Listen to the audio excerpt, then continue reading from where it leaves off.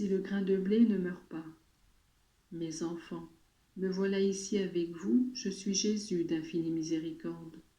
Que vos âmes soient tendues vers le ciel pour une rencontre d'amour avec le Père, et qu'elles soient tendues vers le tabernacle où je demeure continuellement pour être votre ami et votre frère, et pour vous donner du réconfort dans les heures de douleur.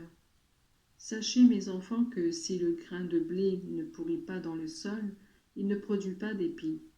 Vous voyez le monde qui va toujours en empirant. La douleur, sous toutes ses formes, prend possession des individus, des familles et de la société, et il semble impossible de ne pas se laisser écraser et de ne pas se désespérer. Et pourtant, à la lumière de la foi, même la souffrance a sa fonction pour régénérer les consciences et pour poser les bases d'un monde nouveau dans lequel règne seulement l'amour de Dieu et du prochain. Pour celui qui aime vraiment Dieu, la vie est un devoir qu'on doit remplir avec amour et conscience, pour réaliser cette mission que tous indistinctement ont reçue.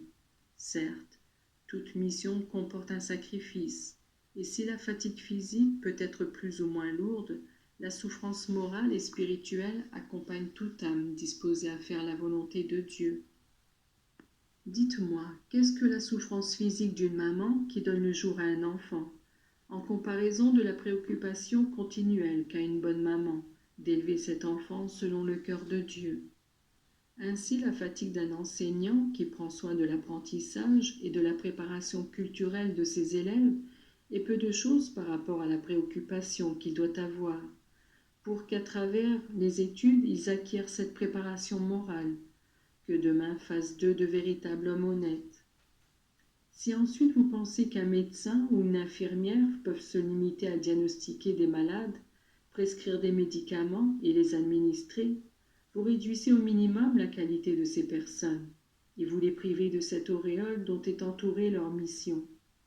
Mes enfants, tout ce qui apporte un profit à l'humanité est comme marqué par un signe qui indique, dans la participation de sa propre vie à celle des autres, fatigue, sacrifice, souffrance. Si tout se fait sous le regard de Dieu et avec son aide, de cette souffrance naît le bien, naît la bonté et la perfection. Mes enfants, le monde est malade. Les démons de l'orgueil, de la gourmandise et de la luxure se frayent un chemin partout, ruinant et salissant les œuvres de Dieu.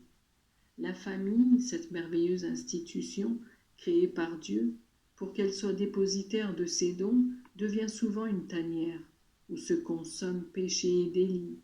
La société que le Seigneur a voulu pour qu'en elle la collaboration se traduise en bien-être pour tous est devenue une maison de voleurs, et tous veulent posséder, commander et faire la loi.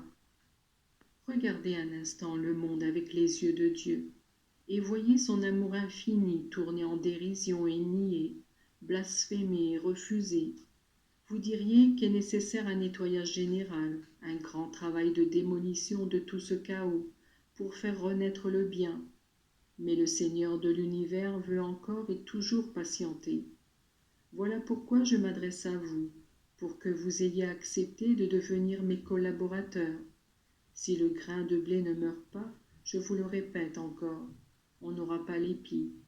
Mes enfants, c'est maintenant le moment crucial où vous devez témoigner de votre foi. C'est le moment de répondre avec votre fiat à la demande de votre douleur. C'est l'occasion d'abattre les idoles, grandes ou petites, que chacun tient liées à sa propre existence pour faire régner Dieu en vous et dans le monde.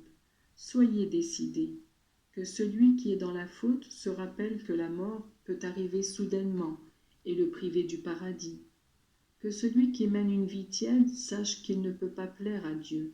Celui qui est bon, qu'il désire s'améliorer constamment. D'un épi, on a beaucoup de grains. De chacun de vous, s'il se tourne vers Dieu de manière décidée, peut venir une multiplication du bien sans mesure.